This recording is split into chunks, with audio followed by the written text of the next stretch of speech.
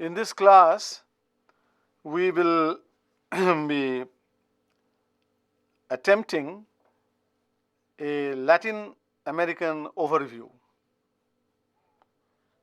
We will be trying to see the connections between cinema, literature, society, and politics in Latin America. It's a vast continent, as you know very well, and there are many countries, and there are certain similarities, but contrary to what some of us believe, there are also many dissimilarities between the Latin American countries. We'll have time only to have a look at 6 of the countries in Latin America. Each of these countries can boast of a long and distinguished tradition in both cinema and literature. We'll be having a look at least one important film from each of these 6 countries which have emerged from a literary source. It can be a novel, a short story, or even a piece of journalism.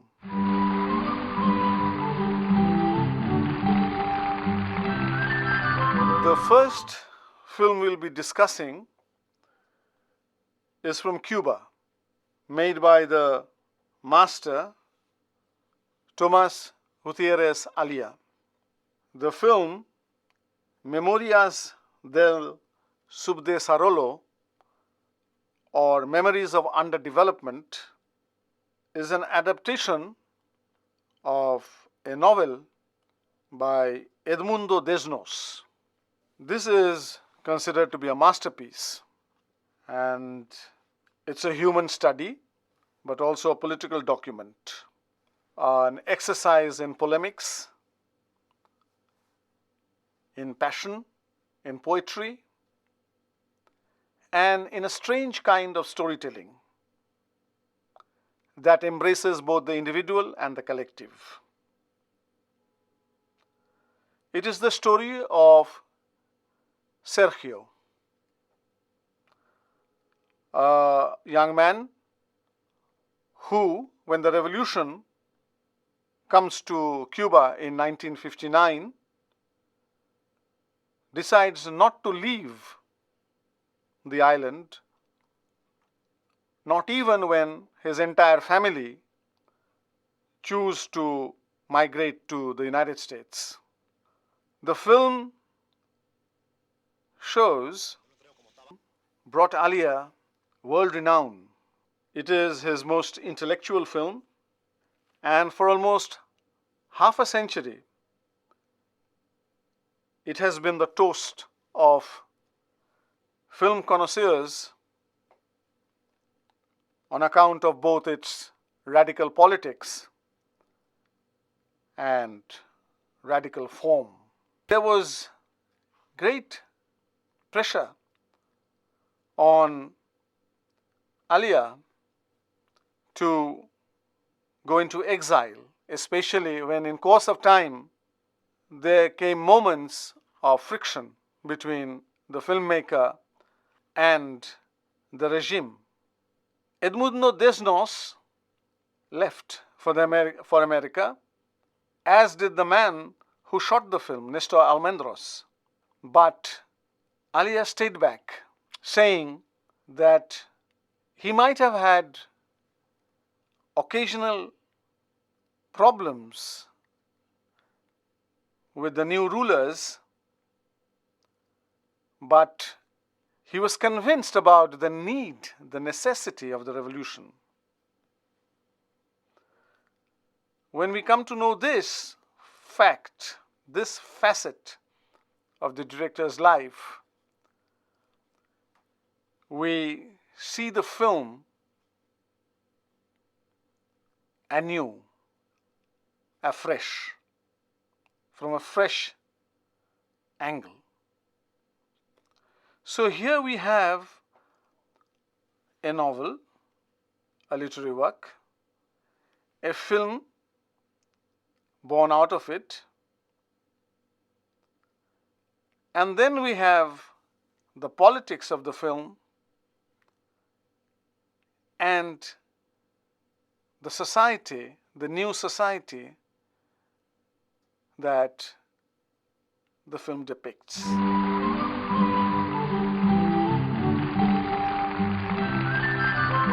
From Cuba, we move to Chile, where in the 90s, Silvio Cayosi made a film called La Luna en el Espejo, The Moon in the Mirror, based on a novel by the Chilean representative in the revolution, literary revolution that swept across Latin America, new Latin American literature.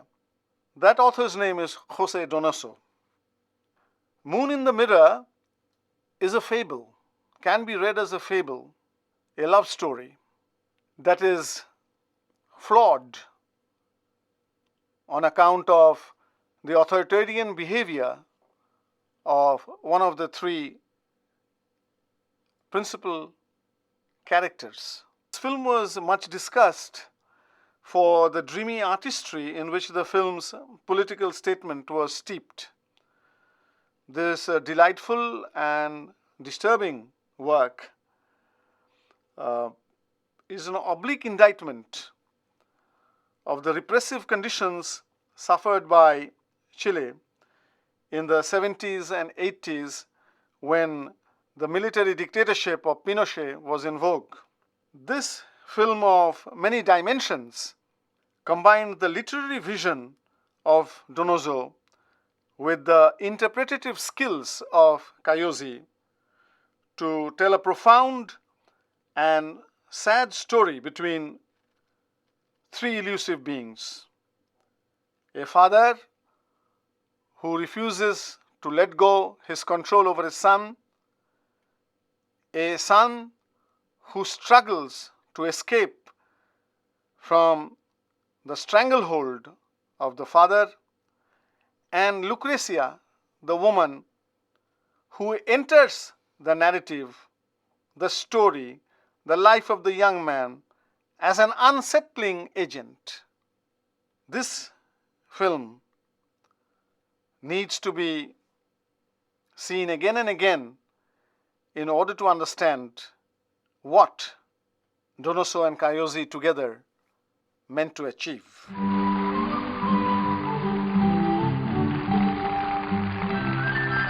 From Chile, we move on to Colombia and a film called Rodrigo de No Futuro, a feature with a strong documentary flavor, directed by a very important Colombian director named Victor Gaviria. Interestingly, Rodrigo de No Futuro, which is about the doomed lives of young people in Medellin, the capital of the cocaine cartel in Colombia, does not have a conventional literary source. This film does not owe its origin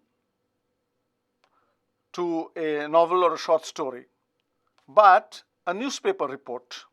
A report filed in a local daily by an intrepid journalist named Angela Perez. And from that report, Gaviria fashioned an entire screenplay that showed how not just Rodrigo D, but so many of his fellows have no choice but to go along with the cocaine godfathers.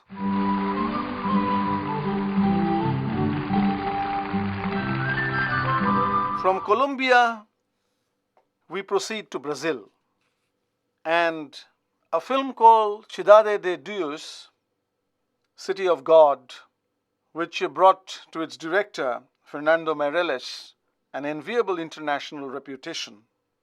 This is also about cocaine, the production, supply, consumption of cocaine in Brazil. It's based on a novel by Paulo Lins and indicates how, even in the midst of murder and mayhem, now turn to two very important films, both emerging from Brazil and directed by one of the prime movers of the Cinema Novo movement in that country, namely Nelson Pereira dos Santos. The first, a black and white masterpiece, Vidas Secas.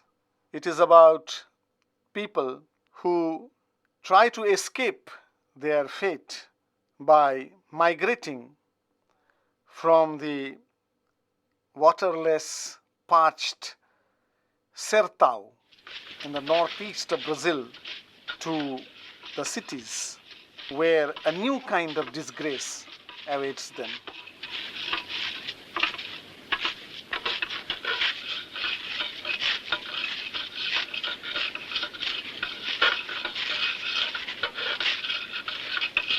It is based on an excruciating, painful story by Graciliano Ramos, a great Brazilian writer.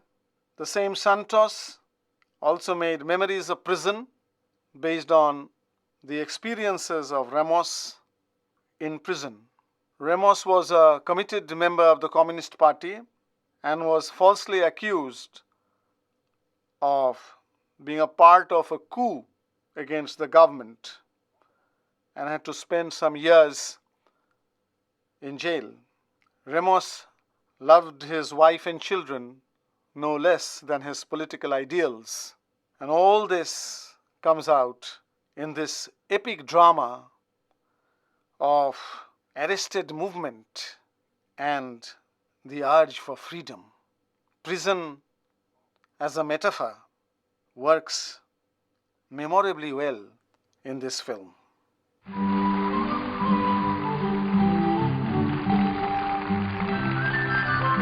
Our next port of call, so to say, is Argentina, a country famous for Borges, Cortázar, and so many other great writers.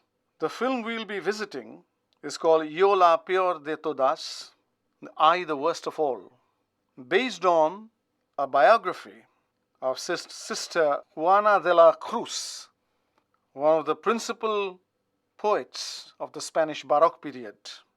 Octavio Paz, the Mexican, he provides the literary source, out of which the Argentine director Maria Luisa Bemberg fashions her enactment of Sister Juana's life.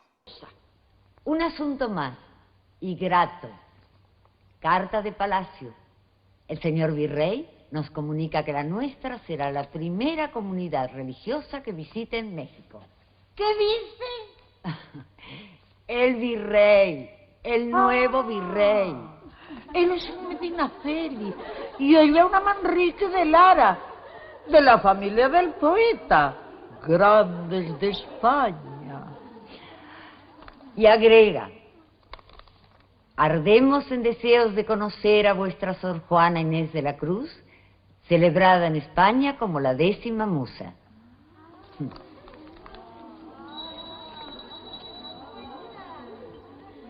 It is important to say a few words about Sister Juana, who lived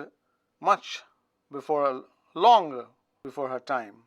She was an illegitimate child and was sent off to the city. She was born in the countryside. She was sent off to the city. She was extremely intelligent and good-looking. Many offers of marriage came her way, but she sought refuge within the walls of a nunnery. She was against the prevalent narrow morality that the Roman Catholic Church advocated. She was drawn to literature, especially poetry, and to music, and to philosophy and science. Then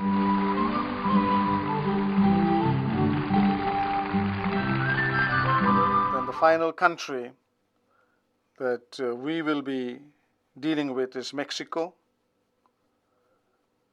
and the two directors we'll be concentrating on are Paul Leduc and Arturo Ripstein. Read Mexico Insurgente, directed by Paul Leduc, is based on the documentation by John Reed of the Mexican Revolution. It has a strong documentary flavor and concentrates on some of the iconic figures that made for that iconic event, namely the Mexican Revolution.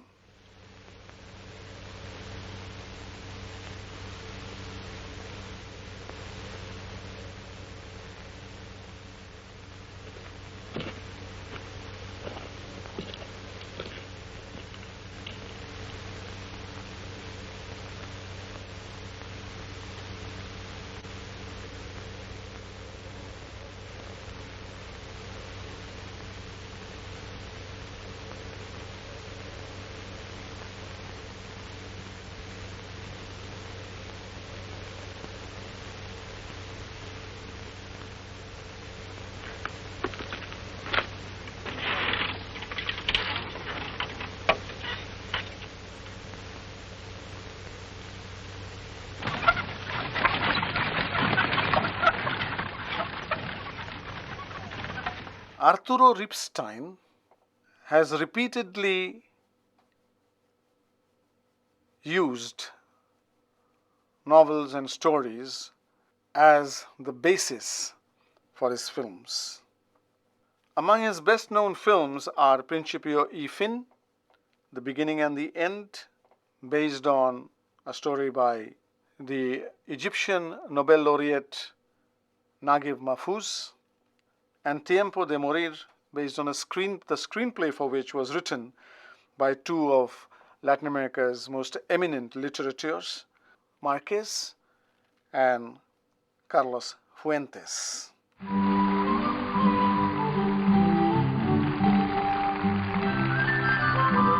What we have done in this class is to take a bird's eye view of the literary influences in new Latin American cinema. As you will find when you do your own further reading, these two movements, new Latin American literature and new Latin American cinema, grew almost in tandem, holding each other's hand, so to say. A lot of the writings took a very critical view of the past and tried to understand the present in terms of what had happened in the long history of pillage and brutalization of the continent and the respective countries. When the directors went through the novels or short stories, they found them, so to say, so picturesque in the writing and so relevant historically, socially, and politically speaking, that they looked ready for cinematic picking. These literary outpourings did not escape the sensitive eyes of the auteurs among the Latin American filmmakers.